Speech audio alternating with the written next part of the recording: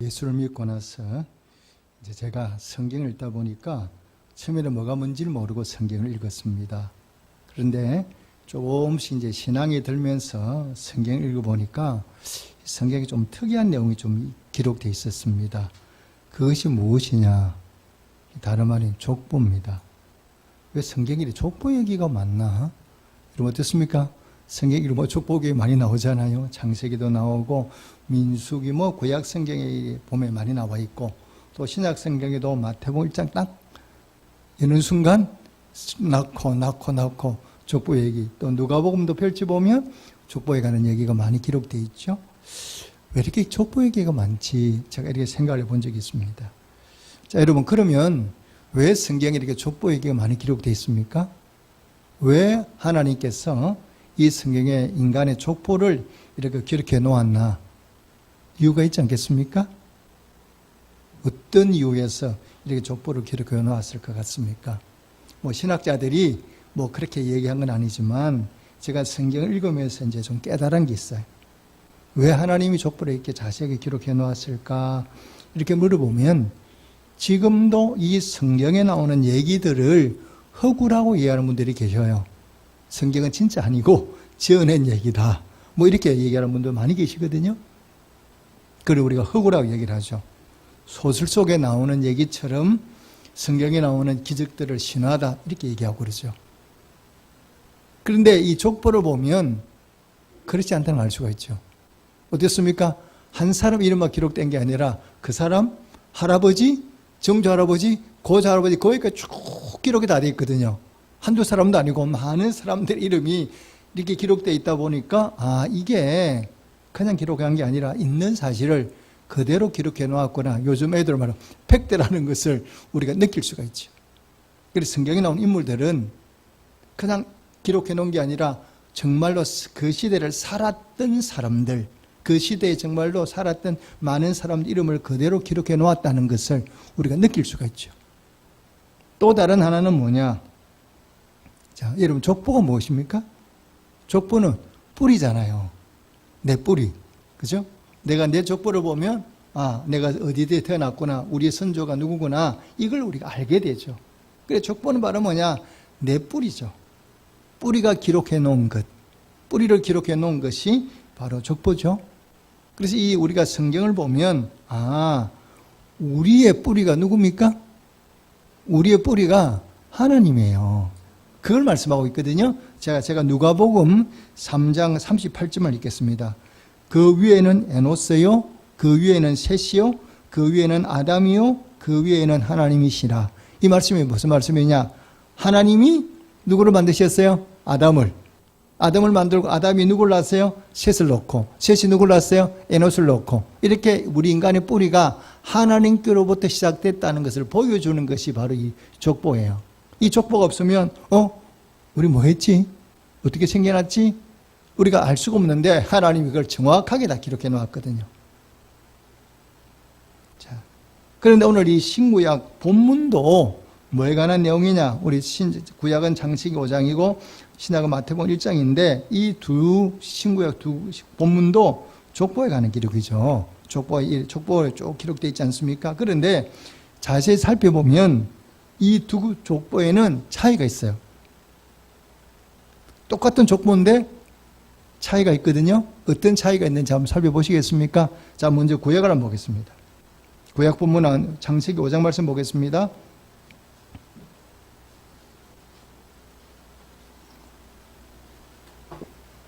자, 5장 1절만 함께 읽겠습니다.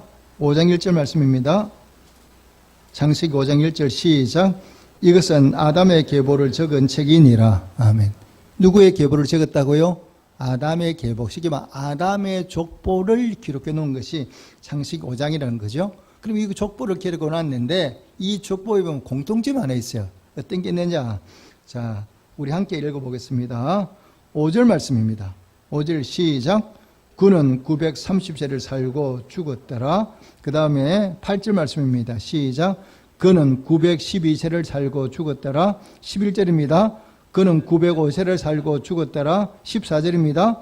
그는 910세를 살고 죽었더라. 아멘. 어떤 구절이 반복되고 있습니까? 살고 죽었더라. 죽었더라. 죽었더라. 이 단어가 계속해서 이렇게 반복되어 기록되고 있죠. 이 아담의 족보는 어떤 족보냐 그러면 생명의 족보가 아니고 죽음의 족보예요. 사망의 족보예요. 죄로 말미암아 우리 인간이 어떻게 죽게 됐다는 거죠. 그래서 죽었더라, 죽었더라, 죽었더라 이렇게만 기록되어 있어요. 자, 이에 반면에 여러분 신약의 족보는 누구의 족보인지 한번 보시겠습니다. 자, 마태복음 1장으로 가보겠습니다. 구약은 다시 읽어야 되니까 표로 해놓으십시오. 창세기 5장은 자, 마태복음 1장 1절을 함께 읽겠습니다. 시작. 아브라함과 다윗의 자손 예수 그리스도의 계보라. 이게 누구의 족보라고요? 예수 그리스도의 계보라, 족보라 그랬어요. 자, 이 족보에는 어떤 특징이 있는가 보겠습니다. 자, 2절, 3절 함께 읽겠습니다. 시작. 아브라함 이삭을 낳고 이삭은 야곱을 낳고 야곱은 유다와 그 형제들을 낳고 유다는 다말에게서 베레스와 세레를 낳고 베레스는 헤스론을 낳고 헤스론은 람을 낳고. 아멘. 여기 보면 뭐가 계속됩니까? 낳고 이렇게 돼 있어요. 죽었다는 얘기는 없어요. 죽었다는 얘기는 없고 낳고 이것만 계속되거든요. 자, 여러분 무언가를 낳았다는 얘기는 무슨 얘기입니까? 생명이 있다는 얘기잖아요. 그죠? 낳았다는 얘기는. 그래, 아기를 낳으려고 그러면 건강해야 돼. 살아있어야 돼. 죽은 다음에 아기를 못 낳거든요. 생물도 살아있으면 자꾸 낳잖아요. 바리새가 살아있으니까 자꾸 정식되고 다른 말하면 낳는 거잖아요. 예수님의 족보를 보니까 특징이 바로 뭐냐? 낳는 거야. 죽는 게 아니고. 낳는다는 얘기는 다르게 표현하면 뭐냐? 살아있다? 이거 얘기를 하는 거예요. 생명이다 이렇게 얘기를 하죠. 죄송한 얘기인데 여성들이 폐경기를 겪고 나면 어떻게 됩니까? 아기를 못 낳잖아요. 그죠? 아기를 놓을 때가 어때까지나 폐경 전까지만 아이를 낳을 수 있지 폐경이 딱 되고 나면 그 다음부터는 아기를 아무리 낳고 싶어도 낳을 수가 없어요. 그래서 제가 그런 말을 많이 가끔 들었거든요. 여성이 폐경기를 지나고 나면 여성으로서는 뭐냐? 생명력이 떨어져 이렇게 얘기를 하거든요. 왜? 아기를 못 놓으니까. 그렇게 표현을 하죠. 폐경이 지나고 난 다음에 여성으로서의 생명이 없어져 이런 얘기죠. 살았긴 한데 아기를 못 놓으니까 여성의 특징이 바로 뭐냐? 남자와 다른 여성의 가장 큰 특징이고 능력이 낳는 거거든. 아이를 낳는 게 여성만이 가질 수 있는 생명력이고 특징인데 이걸 하지 못하니까 여성으로 생명이 떨어졌다 이렇게 얘기를 하는 거죠. 자, 이것을 보니까 여러분 어떤 생각이 드십니까? 예수를 믿으면 우리의 삶이 죽음에서 어디로 옮겨진다고요? 생명을 옮겨져요. 우리를 죽음의 자리에서 일으켜서 영원한 생명의 나라로 우리를 이끄시는 분이 누구냐? 예수 그리스도라는 사실을 여러분 꼭 마음에 믿으시기를 주님의 축복합니다. 그래서 예수가 가슴 속에 있는 사람은 생명력이 있는 사람이에요. 예수가 가슴에 가득 차 있으면 그 사람 속에는 뭐도 함께 있느냐? 생명의 능력도 함께 가득 차 있다 믿으시기를 주님의 축복합니다. 성경의 족보가 바로 그런 의미를 우리 보여주고 있기도 하죠. 자, 그런데 이 창세기 5장의 족보를 보면 특별한 사람이 한 사람이 있어요. 이게 다른 사람하고 좀 달라. 이 사람은 어떤 면에 다를까요? 자, 오늘 본문의 주인공이 누구냐? 우리 김 목사님이 읽으셨는데 오늘 본문의 주인공이 누구냐? 에녹이죠. 에녹에 관한 21절부터 24절까지는 에녹에 관한 기록이니까 이 에녹에 관한 말씀인데요. 자, 어떤 면에서 특별합니까? 그러면 에녹은 다른 사람하고 차이점이 뭐예요? 자, 여러분 에녹을 한번 잘 보시기 바랍니다. 23절 말씀 읽겠습니다. 23절 말씀만 함께 읽겠습니다. 시작. 그는 365세를 살았더라. 아멘. 그 뒤에 뭐가 없습니까? 죽었더라가 없어요. 다른 사람 다 죽었더라 이렇게 얘기를 하는데 에녹 때는 보니까 살았더라고 끝내버리지 죽음이라는 게 죽었다는 단어가 에녹에게는 기록되어 있지 않죠. 자, 실제로 에녹은 오늘 본문에 나오는 대로 죽지 않고 산 채로 하나님 나라 들어간 인물이거든요. 자, 우리 성경에 보면 이 땅 위에서 죽음을 맛보지 않고 하나님 나라로 들어간 사람 두 사람 있죠. 한 사람 누굽니까? 선지자 엘리야. 또 한 사람은 오늘 본문에 나온 에녹이죠. 그런데 엘리야는 우리가 잘 알죠. 왜? 열왕기상 17장부터 19절을 보면 엘리야가 어디 사람이다 나와요. 고향도 나와요. 그리고 이 엘리야가 문에 어떤 일을 했다? 우리 잘 알고 있죠? 바알과 아세라 제장들을 850명을 갈멜산에서 죽여버리잖아요. 그래 기도했더니 불이 확 내려와. 이런 것들을 우리가 이 엘리야에 관한 얘기는 잘 알고 있죠. 그리고 엘리야가 마지막에 어떻게 병거 타고 하나님이 그 엘리야를 끌어올려 가잖아요. 그런 얘기까지 다 기록되어 있거든요. 그런데 에녹은 그런 얘기 하나도 없어요. 에녹이 어떤 사람이냐? 잘 모릅니다. 그래서 사람들한테 에녹이 누구지 이러면 에녹을 모르는 사람도 많아요. 왜? 에녹에 관한 얘기가 별로 없어. 성경에는 요 구절 말고 그 다음에 신약의 히브리서 11장 5절 말고는 이 에녹에 관한 구절이 하나도 없거든요. 그러니까 에녹이 어떤 사람이지 이렇게 물어보면 대답할 수가 없어요. 자, 그럼 에녹이 어떤 사람입니까? 에녹이 어떤 사람인가를 여러분 좀 수고스럽지만 히브리서 11장 5절만 찾겠습니다. 오늘 예배 말씀인데요. 히브리서 11장 5절입니다.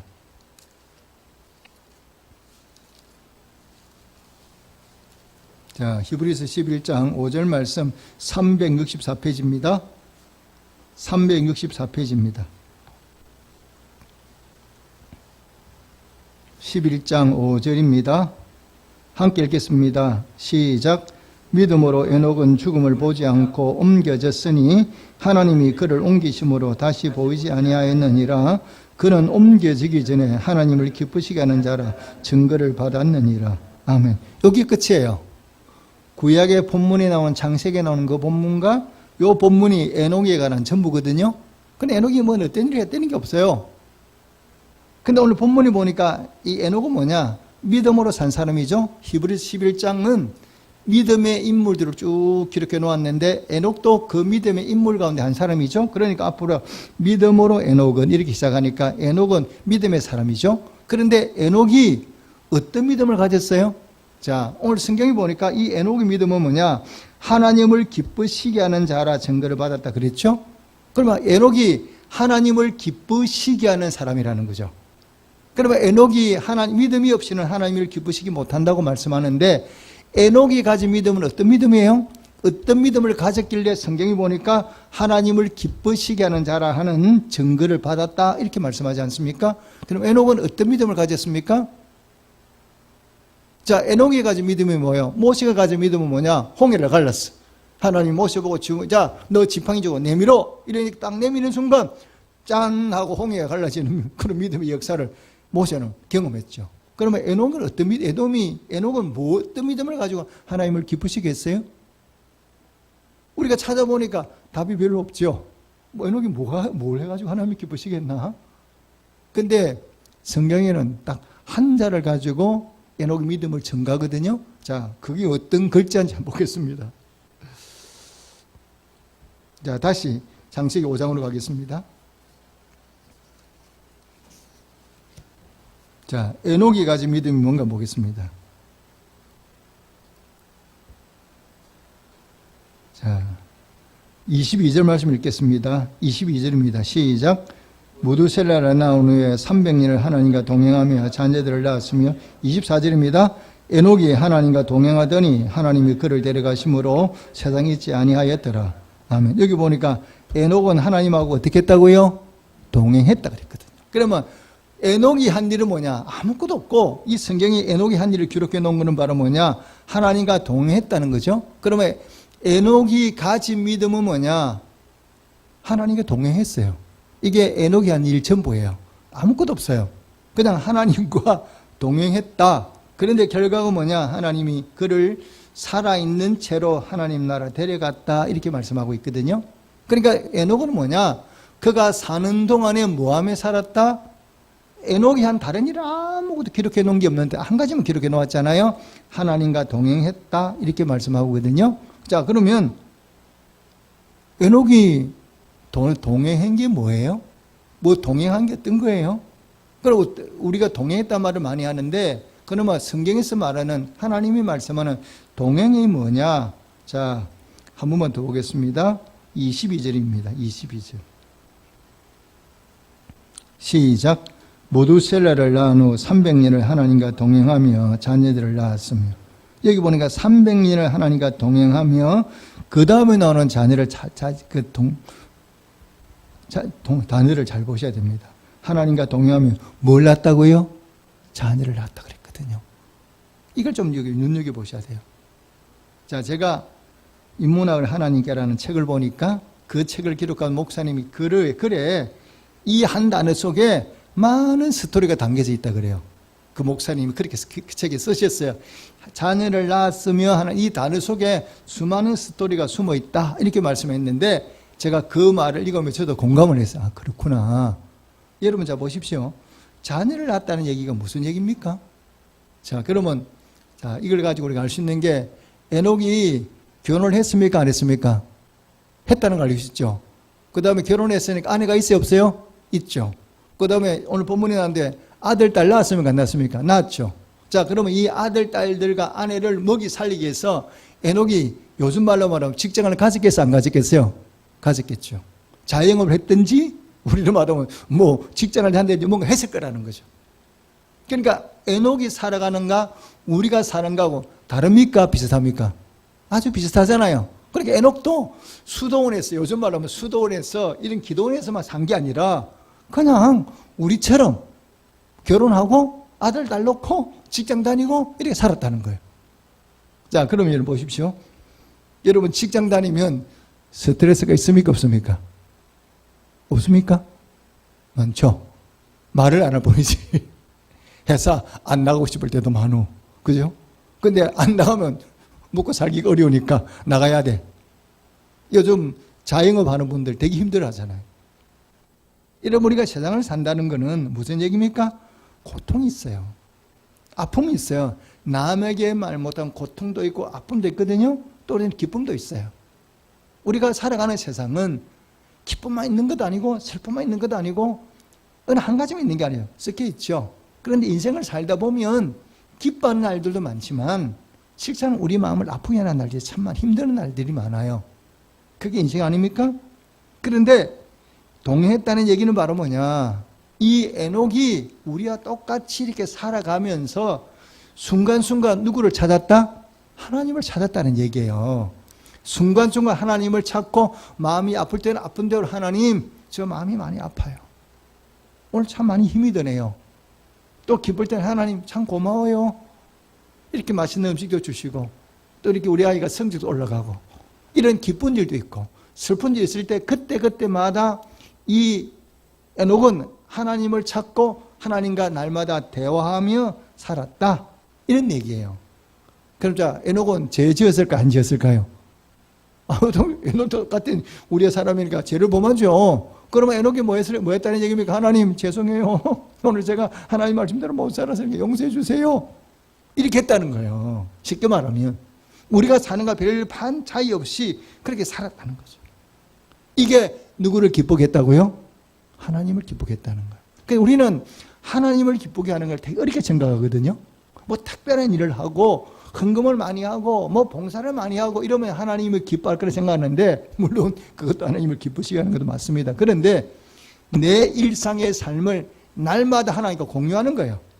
날마다 하나님께 나누는 거예요. 내 마음을 하나님께 나누고 하나님과 대화하는 것, 이것이 하나님을 가장 기쁘시게 해요. 얼마만큼 기쁘시게 해요? 죽음을 보지 않고 하나님을 데려갈 만큼 하나님 기뻐하게 했다는 거예요.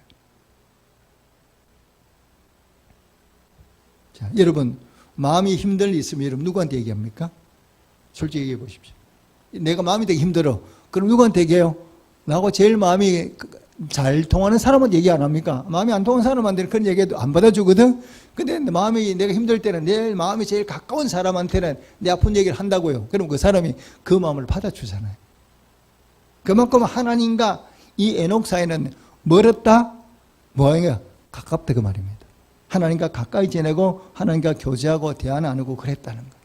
요즘 여자들의 모임은 수다 잘 들잖아요. 그러니까 하나님도 쉽게 말해서 이 에녹이 하나님과 함께 뭐냐? 수다 떨었다는 얘기야. 여러분 수다가 별 겁니까? 먹고 사는 거 뭐 속상한 이런 얘기하는 게 수다지. 뭐 수다가 뭐 깊은 철학적인 얘기를 가지고 수다 떠는 자는 한 번도 못 봤어. 그냥 살아가는 얘기 나누는 거죠. 여러분 하나님 기뻐하는 게 뭐냐? 우리가 별다른 얘기하는 게 아닙니다. 마음이 힘들 때는 힘든 대로, 아플 때는 아픈 대로 내 생각을 내 마음을 하나님 쏟아놓는 거예요. 때로 울고 싶을 때 하나님 앞에 와서 우는 거예요. 이게 하나님을 기쁘시게 하는 믿음이에요. 특별한 게 아니라고요. 여러분 구약 성경을 대표하는 인물이 누굽니까? 다윗 아닙니까? 자, 성경 한번 보시면요. 에녹은 하나님이 살아있는 모습으로 데려가셨어요. 에녹을 기뻐하셨기 하나님이 에녹을 좋아하고 기뻐하셨으니까 에녹은 죽지 않고 살아서 하나님 나라로 간 사람이고요. 그 다음에 구약 성경이 보면 하나님이 드러내놓고 내가 좋아한다 이렇게 고백한 사람이 있어요. 누구예요? 다윗이잖아요. 내가 이세 아들 다윗을 만나니 내 마음에 합한 자라 그랬거든요. 하나님 마음에 쏙 들었다 이렇게 하나님이 고백하잖아요. 마음에 든다고. 그러면 여러분 생각해 보십시오. 다윗이 하나님을 위해서 뭘 했습니까? 한번 얘기해 보세요. 다윗이 하나님을 위해서 뭘 했습니까? 성경 보면요. 다윗이 하나님을 위해서 한 게 별로 없어요. 특별한 게 아무것도 없어요. 성경 아무리 눈 닦았다가 찾아보십시오. 다윗이 하나님을 위해서 뭘 했나? 이렇게 보면 그렇게 특별한 일이 없어요. 나중에 성전을 건축하게 되잖아요. 그거는 다윗이 나이가 들어가지고 하나님께 복을 많이 받았거든. 그러니까 감사하는 마음으로 성전을 지어 드리려고 한 거고, 그 이전의 삶을 살펴봐도 하나님이 다윗을 왕으로 삼을 만한 일도 없어. 특별한 일이 없으니까. 근데 하나님이 이거 다윗을 왕으로 삼고 그도 모자라서 뭐합니까? 메시아 조상을 삼았잖아요. 하나님이 얼마나 다윗을 좋아했으면 하나님 이렇게 말씀하시잖아요. 내가 너한테 안 준 게 뭐가 있냐? 내가 너한테 안 준 게 뭐 있어? 네가 만약 이것이 모자라서 나에게 더 필요했던 이것저것 더 달라고 말했더라면 내가 너한테 안 주겠니? 이게 하나님 말씀이에요. 그만큼 하나님 다윗을 사랑하셨죠? 그러면 다윗이 뭐 했어요? 여러분 구약 시편 한번 읽어보십시오. 시편을 보면 그 시편 대부분이 다윗의 글 아닙니까? 그 시편을 보면 다윗이 한 게 별로 없어. 그냥 자기 마음이 아프면 아픈 대로 하나님 앞에 얘기해. 누가 미우면 미운 그 사람 이름을 들어가면 이 미운 사람에 대해서 얘기해. 기쁠 때는 뭐냐? 하나님께 감사해. 찬양해. 속상할 때 속상한 마음을 그대로 드러내놔. 뭐 한 것밖에 없어요? 자기의 마음의 상태를 하나님과 나누는 사람이 다윗이거든요. 그러니까 다윗은 자기 마음에 있는 그대로를 하나님 앞에 내놓잖아요. 그래서 시편에 보면 다 그런 거잖아요. 하나님 나 마음이 힘들어요. 나 너무너무 힘들어요. 그런 얘기예요. 그냥 간단히 말하면. 그 마음에 있는 얘기를 그대로 하나님 앞에 드러내놓고 하나님께 나누는 거죠. 그랬더니 하나님이 그 다윗을 사랑하잖아요. 그리고 다윗이 얼마나 하나님과 가까웠냐 그러면 얼마나 하나님이 또 능력을 제대로 알고 있어 다윗은. 그러니까 다윗이 뭐라고 고백합니까? 내가 사망의 음침한 골짜기를 다닐지라도 해를 두려워하지 않을까. 누구 때문이라? 주께서 나와 함께 하시면. 하나님이 나와 함께 하시면 아무것도 두려울 게 없다는 거예요. 그만큼 하나님과 다윗은 가깝고 또 다윗은 하나님을 깊이 알다 보니까 하나님이 어떤 분인가 잘 알잖아요. 그러니까 하나님만 계시면 아무것도 필요 없다는 거예요. 전쟁 하나님 함께 하시면 이길 수 있다고. 그러면 하나님과 다윗은 가까웠다는 것을 보여주는 거거든요. 저는 하나님 생각할 때마다 참 죄송해요. 하나님 생각할 때마다 너무 하나님 앞에 미안할 때가 많아요. 저는 그래서 혼자 있을 때 늘 그런 얘기 많이 해요. 하나님 죄송합니다. 하나님 미안합니다. 뭐가 미안하냐? 하나님 얼마나 우리를 사랑하는가 보십시오. 여러분 하나님 얼마나 우리를 사랑하는가를 한번 생각해 보십시오. 자, 하나님 왜 우리를 만드셨습니까? 왜 만드셨죠? 하나님 우리를 만드셨잖아요. 인간을 창조하셨는데 뭐 때문에 창조하셨어요? 우리 부리 먹으려고? 아니잖아요. 하나님이 왜 우리를 만드셨냐 그러면 딱 한 가지예요. 우리 사랑하니까. 우리를 사랑하기 위해서 하나님 우리를 러빙 파트너로 만들어서 우리를 창조하셨거든요. 뭘 보면 알 수 있어요. 자, 하나님이 우주 만물을 창조하시고 모든 걸 다 누구한테 맡겼냐? 위탁했느냐? 아담에게 위탁하셨어요. 네가 책임지고 관리해라. 모든 걸 다윗에게 다 맡기잖아요. 그리고 에덴 동산을 만들어서 하나님이 그 에덴 동산을 만들어 또 아담과 하와에게 주셨어요. 얘들아, 너 이 동산에서 행복하게 살아. 자, 이렇게 말하고 끝이냐? 나는 갈게. 이게 아니잖아요. 에덴 동산을 만들어서 아담과 하와가 그 땅에 살 때 하나님은 어디 사셨어요? 하나님 어디 사셨어요? 하나님도 에덴 동산에 같이 살잖아요. 그죠? 그 성경 보세요. 아담과 하와만 에덴 동산에 사는 게 아니야. 하나님도 그 에덴 동산에 누구와 함께 사느냐? 아담과 하와 같이 사는 거죠. 그러니까 아담이 죄를 범한 다음에 뭐예요? 하나님이 그리시는 소리를 듣고 이러거든요. 그 에덴 동산에 하나님이 아담과 같이 살았어요. 그러니까 아담이 죄를 범하니까 숨잖아요. 숨으니까 하나님이 아담아 너 어디 있냐? 아담한테 모르시잖아요. 같이 살고 있으니까. 하나님 그만큼 우리를 인간을 사랑하셔서 우리와 함께 살기를 원하셨거든요. 근데 인간의 죄를 범해서 죄를 범해 하나님과 우리 사이가 끝나버린 거죠. 끝나버려서 이제 하나님과 우리 사이는 끝나버렸어요. 사랑이 깨져버렸어요. 근데 하나님이 우리를 사랑하니까 버려둘 수가 없는 거죠. 버려둘 수가 없어서 하나님이 우리 인간을 찾아와요. 그냥 찾아오는 게 아니라 하나님이 우리 인간의 모습을 하고 우리를 찾아오시잖아요. 찾아왔는데 우리 인간은 하나님을 어디다 내몰아버려? 마구간으로 내몰아버려.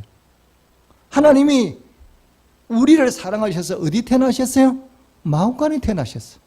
우리를 버리지 못해서 찾아오셨어요. 우리가 냉대도 하나님은 변함없이 우리를 사랑해요. 마구간에 찾아오실 만큼 우리를 사랑하거든요. 자, 여러분, 예수님의 다른 이름이 무엇입니까? 예수란 이름 말고 예수님의 또 다른 이름이 하나 있죠. 예수님의 또 다른 이름이 무엇입니까? 잘 모르시나요? 임마누엘. 이게 예수님 이름이잖아요. 예수님 이름이 바로 임마누엘이에요. 임마누엘 뜻이 바로 뭐예요? 하나님이 우리와 함께 하신다. 예수님이 이 땅에 뭐하러 오셨냐? 우리와 함께 하시려고 오셨어요. 죄인인 우리를 멀리하고 우리를 버리는 게 아니라 우리에게 찾아오셨어요. 우리를 만나고 우리의 사랑을 잃어버린 그 사랑을 회복하시려고 이 땅에 우리를 찾아오신 분이 누구냐? 하나님이에요. 예수님이에요. 그래 지금도 예수님도 마찬가지거든요. 예수님이 가장 원하는 건 뭐냐?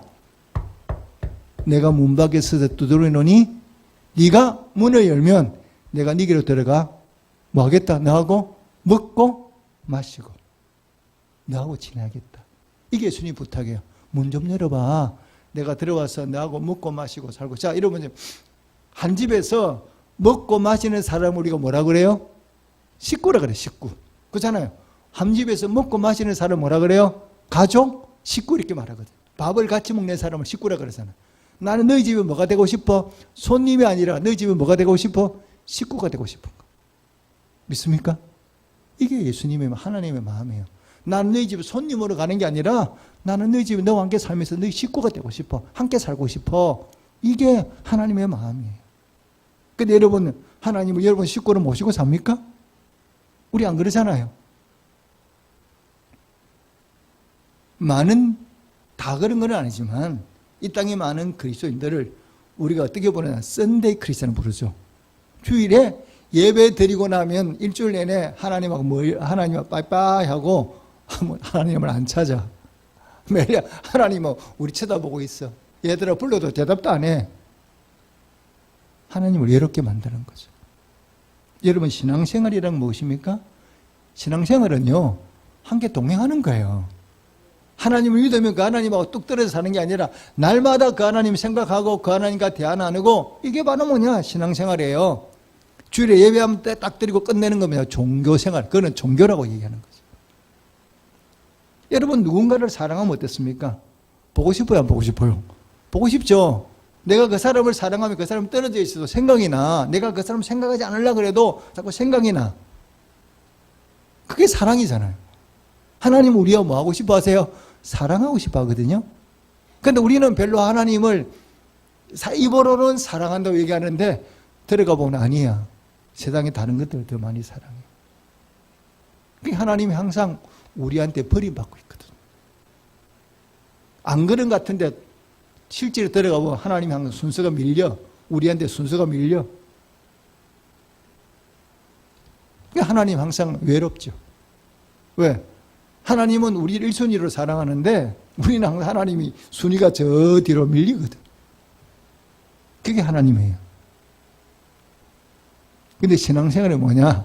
하나님을 순위를 저 뒤로 믿는 게 아니라 저 뒤에 있는 하나님을 모시고 와서 내 삶의 중심에 1순위에 놓는 게 이게 바로 뭐냐? 신앙이거든요. 그래서 마태복음 6장 33절에 그러잖아요. 너희는 먼저 그의 나라와 그 일을 구하라. 그리하면 이 모든 것을 너희에게 더하시리라. 다윗이 하나님을 우선수로 놨잖아요. 그러니까 다윗이 나 하나님 왕 되고 싶어요 말하지 않아도 하나님이 다윗을 왕으로 만드시고 메시아 조성을 삼으시고 엄청난 복을 주시잖아요. 뭐 다윗이 특별한 게 없거든요. 하나님을 사랑했으니까 하나님이 다윗에게 모든 걸 채워주거든요. 신앙생활이 바로 뭐냐? 날마다 하나님 생각하고 하나님과 교제하고 이 성경에 나오는 표현이 하나님과 동행하는 겁니다. 오늘 주시는 말씀 마음에 새기시고 날마다 하나님이 내 옆에 계신 것 믿으시고 하나님과 교제하고 동행하는 성도가 되시기를 주님의 축복합니다. 이것이 하나님을 제일 기쁘시게 하는 거라 그랬어요. 하나님 기뻐하는 믿음이라 그랬어요. 다른 게 아니라. 하루 24시간 속에서 하나님 생각 몇 번이나 하는지 여러분 돌아보십시오. 나는 하루 24시간 사는 동안에 하나님 생각 몇 번이나 하지?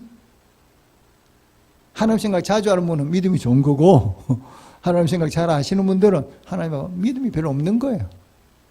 내가 아무리 직책이 좋아도 뭐 목사고 장로고 이 중요한 게 아니라 하나님 볼 때는 직책이 중요한 게 아니라 얼마나 하나님과 관계를 깊은가를 보시거든요.